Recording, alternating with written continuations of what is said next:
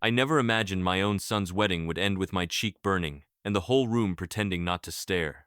But that's exactly how it happened. One moment I was adjusting the sleeves of my old suit, trying to look presentable, and the next my new daughter-in-law, Lorna, stepped toward me and slapped me hard enough to make the champagne glasses tremble. "Give me the keys to your house, Everett," she snapped, her voice sharp and cold. "We're moving in. Tonight." My son Rowan didn't defend me. He didn't even raise his head. He just stood there like a statue carved out of embarrassment and cowardice. And that hurt far worse than the slap. At my age, shame hits deeper. It crawls into the places you thought life had already hardened. For a moment, I couldn't speak, not because I was scared, but because I knew that if I opened my mouth, the anger would pour out and never stop. You learn something with age. Silence can be heavier than shouting, and twice as sharp. And in that strange quiet, with my cheeks still throbbing, I murmured the words that keep me going. Subscribe, hit the like button, and tell me in the comments how old you are and where you're from. For you, it's just a small thing, but for me, it's the reason I keep telling these stories. But Marla, me wife, didn't stay silent. She stepped between us like she'd been waiting for that exact moment. Her voice was calm, almost soft, but it carried through the hall like a bell. "You just signed your own sentence, dear," she told Lorna, steady and sure. The room froze. Even the band seemed to lose its rhythm for a beat. Then Marla took my arm and guided me out of that hall as if we were leaving a fire someone else had started. Outside, the cold evening air felt cleaner than anything inside. We sat in the car for a moment, letting the quiet settle around us. And then my phone started buzzing again. 30 missed calls. And one name among them I never expected to see that night. When I finally unlocked my phone, the glow of the screen lit up the car like a tiny stage light. And for a second, I felt ridiculous, an old man squinting at notifications as if they held the meaning of life. 30 missed calls, all from inside that hall. But the one sitting at the bottom, the one that made my stomach twist, was from Rowan. My son had apparently found his voice only after we left. Typical. When I needed him to speak, he was quieter than a church mouse. When I walked out, suddenly, he dialed like a telemarketer on commission. Marla watched me from the passenger seat, her hands folded neatly over her clutch. "He'll say it was a misunderstanding," she murmured. "They always do when the room empties and the bills come due." I smirked despite myself. She wasn't wrong. Then, in my brilliant attempt to look calm and collected, I tried to toss my phone onto the dashboard, except it slid off, bounced off my knee, and somehow ended up wedged under the seat. Marla raised an eyebrow. "Smooth," she said, very dignified. I muttered something about gravity having it out for older men, but humor didn't stop the ache that settled somewhere deep inside me. I kept replaying the slap, the demand, the silence of my own son. I've lived long enough to know betrayal doesn't always arrive like a storm. Sometimes it walks in wearing a wedding gown, and yet, beneath the humiliation, something else flickered, something stubborn. Maybe pride, maybe anger, maybe the simple refusal to let a girl half my age dictate the roof over my head. I finally retrieved the phone after a minor battle with the seat railsand, stared at Rowan's name again. My thumb hovered above the callback button, but I couldn't bring myself to press it. Not yet. Not while the sting on my cheek reminded me of how everything had unfolded just an hour earlier.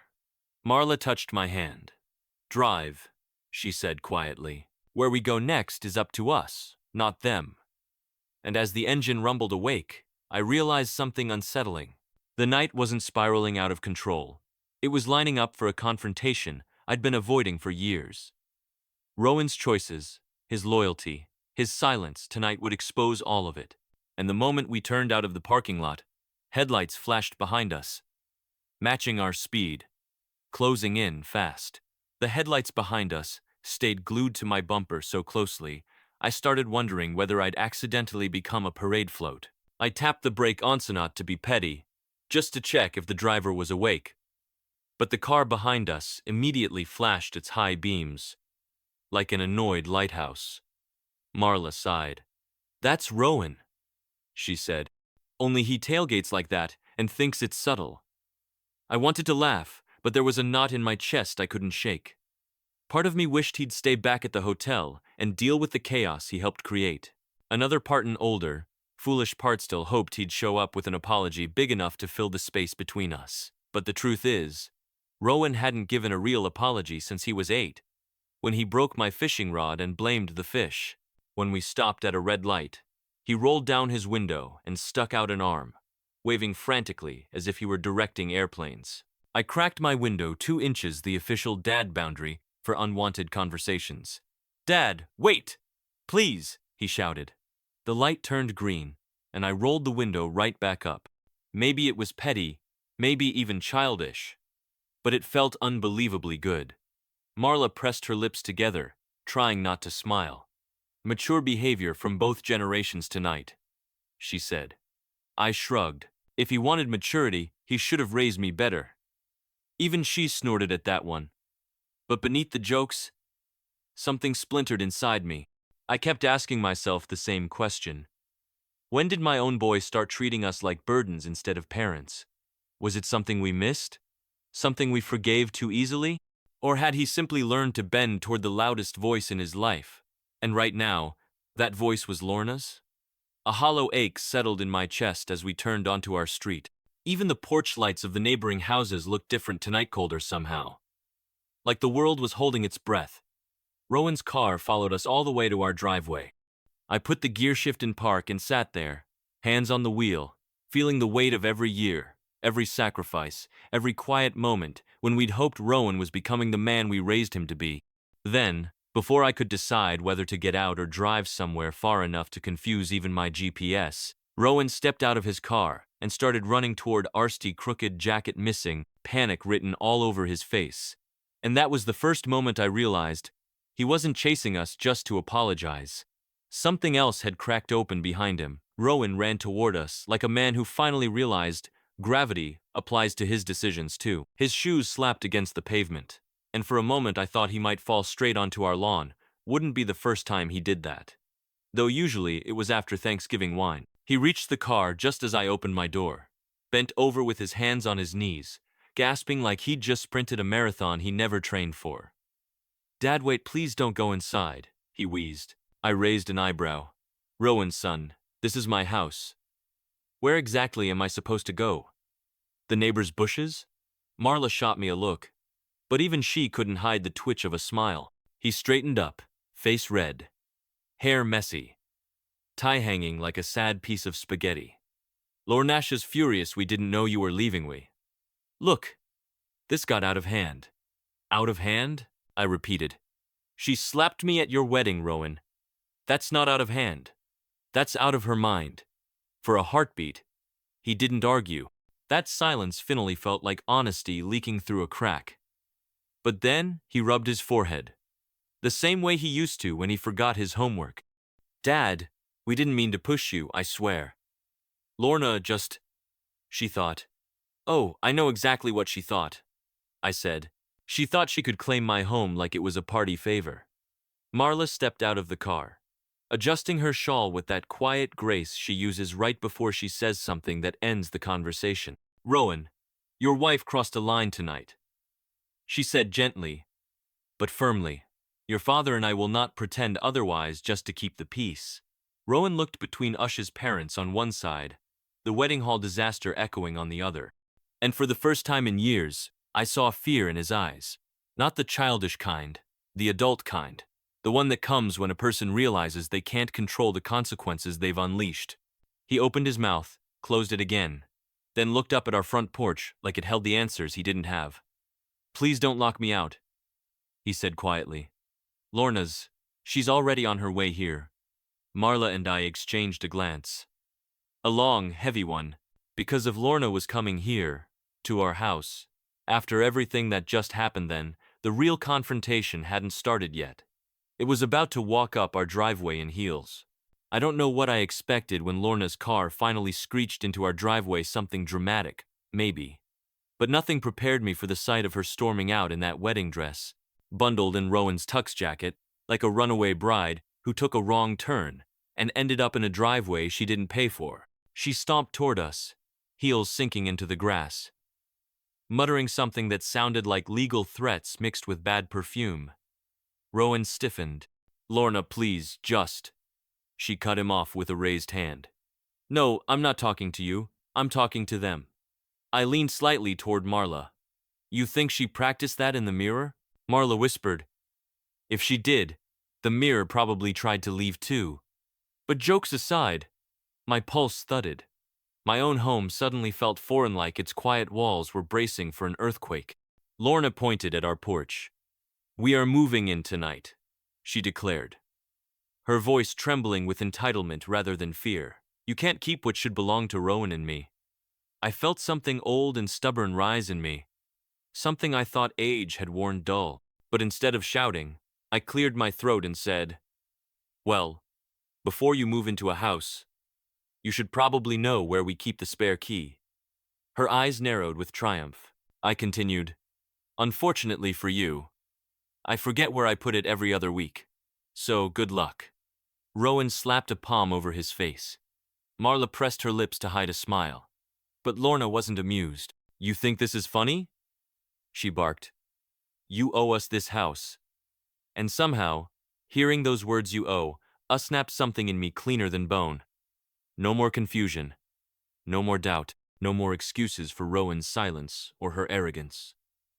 I stepped closer, meeting her glare. I owe you nothing, I said. Not tonight. Not ever. Her breath hitched. Rowan's shoulders sagged. Marla gently touched my wrist, a quiet signal that everything I'd been holding back had finally found its shape. And right then, right in the center of that tense triangle, Marla exhaled softly.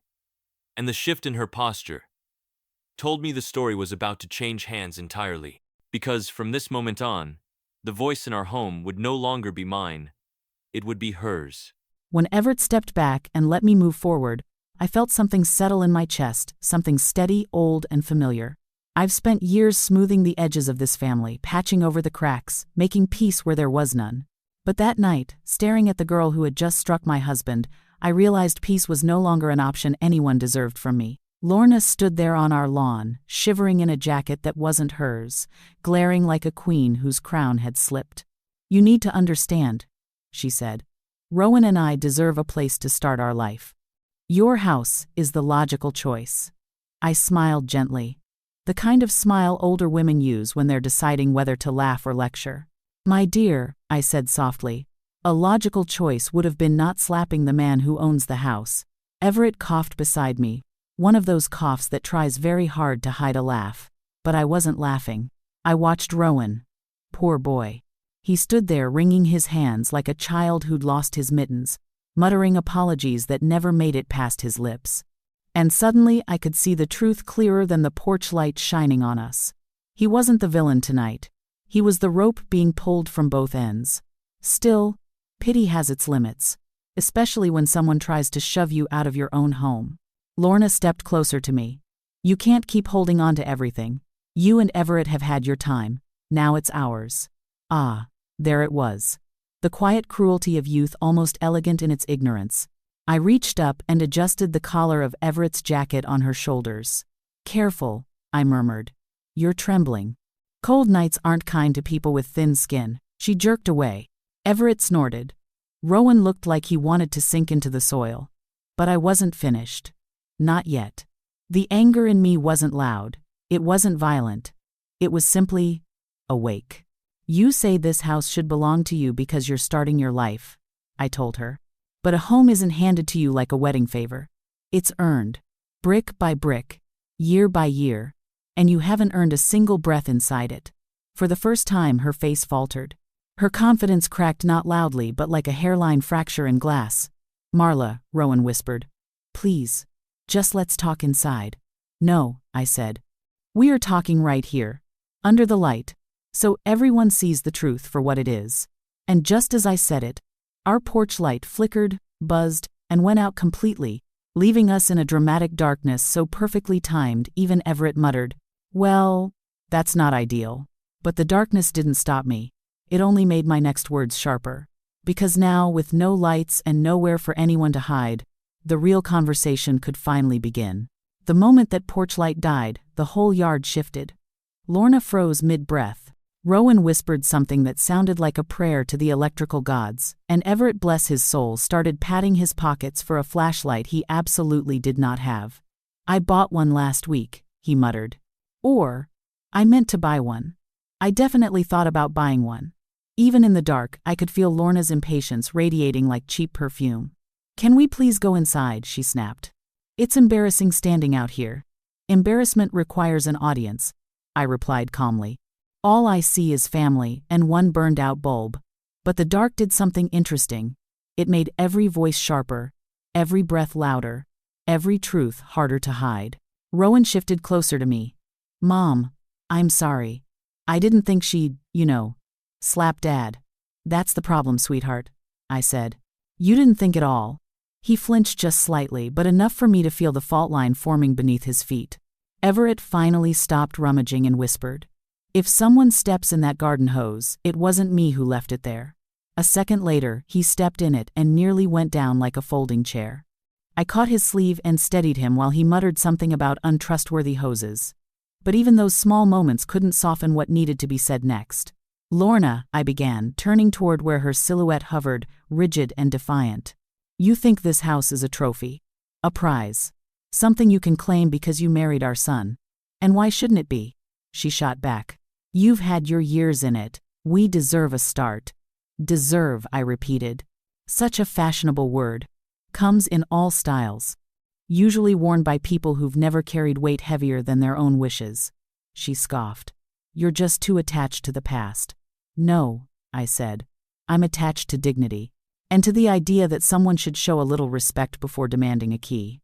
Rowan tried again, voice cracking. Mom, please. Let's all sit down and breathe. We will, I said softly. But not while pretending Lorna's behavior is normal. The wind picked up then, rustling the leaves, tugging at Lorna's borrowed jacket until it slipped off one shoulder. Her confidence slipped with it. And that was when she played her trump card, the one she thought would end all arguments. Rowan told me, she said boldly, that when you two are gone, this house will be ours anyway. So what difference does it make if we take it now? Everett stiffened beside me. Rowan's breath caught. And inside me quietly, without drama, something ancient and sharp clicked into its final position. This wasn't just entitlement. This was planning. This was expectation. This was a future she had already drawn without us in it. And if she wanted to speak about the future, then now, finally, it was time I told her something she never saw coming. Her words hung in the dark like a cold draft slipping under a door. When you two are gone, this house will be ours anyway.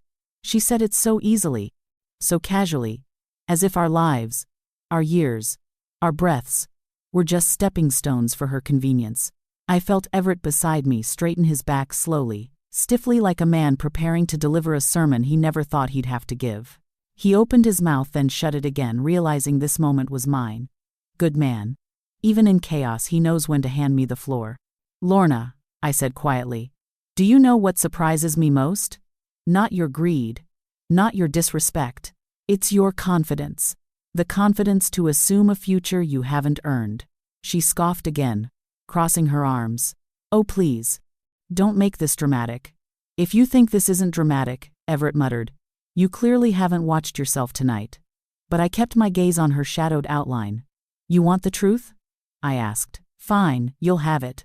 The house isn't going to you. Rowan breathed out sharply. Mom, wait. No, I said. You deserve to hear the full story. I stepped closer, letting the darkness wrap around us like a curtain before the reveal. Last year, after Everett's health scare, you remember it, I'm sure you suggested we downsize and consider retiring somewhere cheaper. We didn't tell you then, but that conversation pushed us to make a decision. Lorna shifted her weight. What decision? We changed the will, I said plainly. This house no longer passes to you or Rowan. Silence. Real, trembling silence. Even the crickets seemed to freeze. Rowan made a sound like someone had poked him in the ribs with the truth. Mom. Why? I turned to him gently. Because a home is more than walls. It's respect. It's care. It's family. And neither of you has shown any of that tonight. Lorna stepped forward, outrage radiating off her like a broken hairdryer. You can't do that. You can't just take it away. Everett, bless him, cleared his throat and announced, "Actually, legally, we absolutely can." And we did. Then he added quietly, "Twice, because the lawyer messed up the first copy." I elbowed him lightly. "Not helping," he whispered.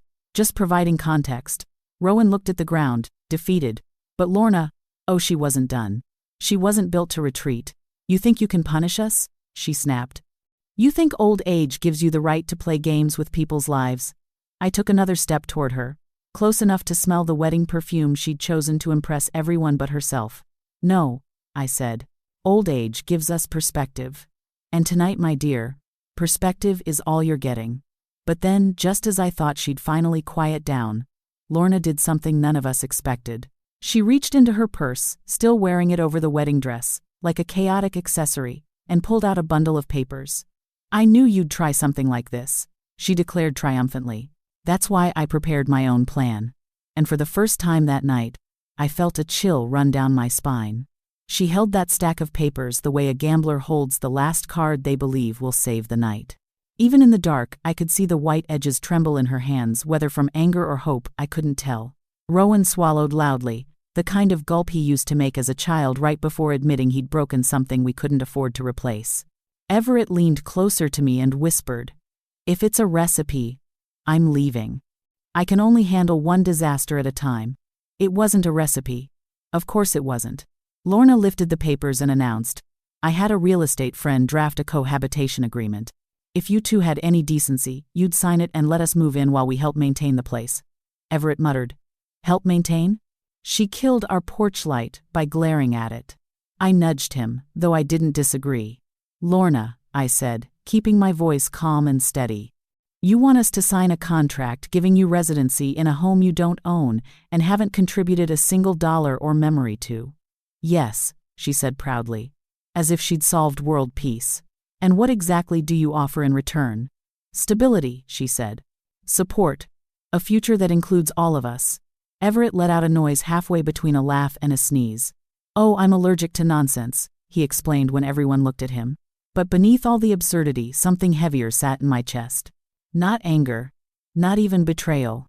Just a deep, aching disappointment at how little she understood love, family, or legacy. She didn't see a home. She saw a shortcut. I took the papers from her hand not because I planned to sign but because I wanted to see what fantasy looked like on official letterhead. And oh, it was rich. The agreement claimed Rowan and Lorna would take over caretaking responsibilities, though Rowan hadn't watered a plant since the Clinton administration. It also suggested Everett and I consider transitioning to a smaller living arrangement at our convenience. My convenience? The only thing convenient here was how quickly my patience was evaporating. "Lorna," I said finally, "this isn't a cohabitation agreement. This is a polite eviction notice. For us." She didn't deny it. That was the moment something final and cold settled inside me like the thud of a locked door. Rowan stepped forward. "Mom, please, just listen. We didn't mean for it to come out like this." "Oh, it didn't come out," I said gently. "It spilled. All over the life we built." And then unexpectedly, impossibly, Lorna lunged forward to snatch the papers from my hand. But she misjudged her steps, tripped over Everett's abandoned garden hose, and went flying across the yard with a shriek dramatic enough to wake the neighbors. If the night had a sense of humor, it was a dark one, but the thud of her fall silenced even Everett's urge to comment. Because when she sat up, grass in her hair, and fury in her eyes, she pointed at me, not him, not Rowan, me, and screamed, "You are the reason this family is falling apart." And those words hit a place even a slap couldn't reach. Her accusation sliced through the night sharper than anything she'd swung before. "You are the reason this family is falling apart." For a moment, everything stilled. Rowan frozen, Everett holding his breath, even the wind pausing as if waiting for my reaction. I felt the weight of her words settle on my shoulders, not because they were true, but because they revealed exactly how blind she was to the wreckage she had created. I stepped toward her slowly, calmly, like a teacher approaching a child who hadn't yet learned the value of listening. She scrambled to her feet, brushing grass from her dress, her eyes blazing with the kind of anger that burns bright but burns out quickly. "Lorna," I said softly, "families don't fall apart because someone stands up. They fall apart because someone stops caring." She opened her mouth to argue, but I lifted a hand. You wanted this house. You demanded it. You slapped my husband at his own son's wedding, and then expected gratitude. And worst of all, you mistook our age for weakness. Everett finally stepped up beside me, his voice steady. If Marla is the reason anything is falling apart, it's because she stopped holding the pieces together for people who refuse to learn. He said it with a gentleness that carried more weight than shouting ever could. Rowan broke then right there in the yard. His voice cracked as he whispered, "Mom, Dad, I'm sorry. I didn't stop her. I didn't protect you. I didn't. You didn't choose. I finished for him. And tonight choosing matters." For the first time he nodded. Really nodded. With understanding instead of reflex. Lorna, however, was far from surrender. "This isn't over," she hissed. "I'll make sure everyone knows what you did tonight." "Good," I said. "Tell them. Tell them you demanded a home that wasn't yours.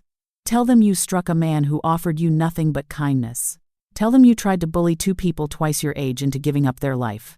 I stepped closer, lowering my voice. "And while you're at it, tell them you fell on my hose." "Accuracy matters," Everett whispered. "Thank you for mentioning the hose. It's important for closure." I elbowed him. But the moment of comedy eased the tension just enough. Lorna looked between the two of us, realizing, perhaps for the first time, that she had no control here. Not over the house. Not over Rowan. Not over us. "Rowan," I said gently, "you have a choice to make. Not about the house. About the kind of man you want to be." He swallowed hard. I need to stay somewhere else tonight. Think. Clear my head." That was the first truly adult sentence he'd spoken all evening.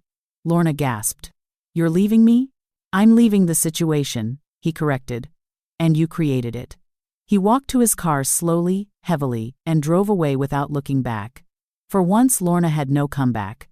She stood trembling with indignation, then stormed off the lawn and into the dark, disappearing the same way she had entered our life, loudly and without grace. When the last echo of her heels faded, Everett let out a breath so long I thought he might deflate. "Well," he said, "on the bright side, at least she didn't ask for the garage code." I laughed. Really laughed. The kind of laugh that loosens years of tension in a single breath. We walked inside together, shutting the door behind us with a finality that felt like peace. Not silence peace. The kind earned, not gifted. Everett poured us each a cup of tea, though he spilled half of his on the counter and blamed the mug's poor work ethic. As we sat in our living room, our home, I realized something. Tonight wasn't about losing a son or a daughter-in-law. It was about reclaiming our dignity, our boundaries, and our future. Everett took my hand and said, "You were incredible out there." And I answered honestly, "No, we were." Because in the end, we didn't just keep our home. We kept our self-respect. And that, more than any will or piece of paper, is what makes a family whole again.